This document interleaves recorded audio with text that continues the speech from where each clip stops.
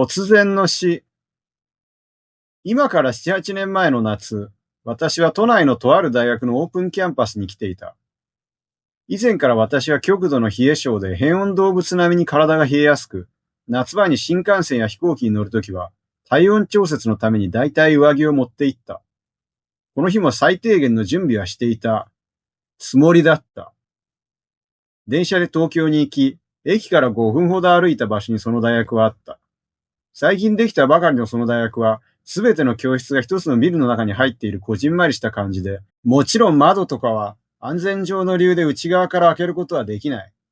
エレベーターで上階を目指し、機密性の高い教室の中に足を踏み入れたその時点ではさほど違和感もなかったと思うが、実際に説明会が始まってから、私は致命的なミスを犯してしまったことに気づいた。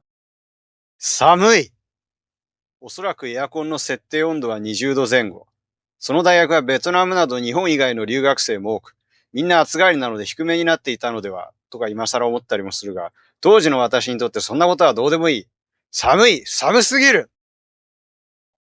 その学校に通う学生たちが彼らの素晴らしいキャンパスライフについてパワポでプレゼンしてくれるのはありがたいのだが、あまりにも寒すぎて話が頭に入ってこない。来年からこの大学に通うことになるかもしれないし、一応真面目に聞かなきゃ。その一心で何とか耐えてもみたが、みるみるうちに私の体温が低下していく。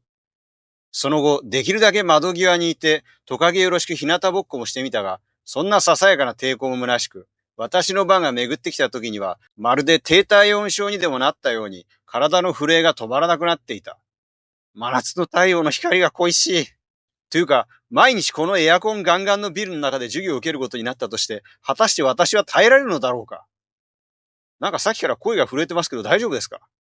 生死の境をさまよう私を見かねたのか、職員の方が心配そうに尋ねてきたが、向こうも私がよもやエアコンの冷気ごときでここまでブルブル震えているとは思うまい。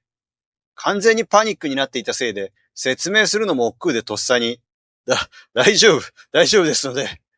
もはやペンを握ってもまっすぐ字を書くことすらできず、ほとんど読めないようなひん曲がった筆致で、アンケート用紙にぐしゃぐしゃっと何かを書き殴った後、慌ててすぐさまビルから飛び出した。ああ、まさかこんなことで人生が終了しかけるとは。この時私が学んだこととしては、人間というのはしょうもない理由でいとも簡単に死んでしまうという単純な事実である。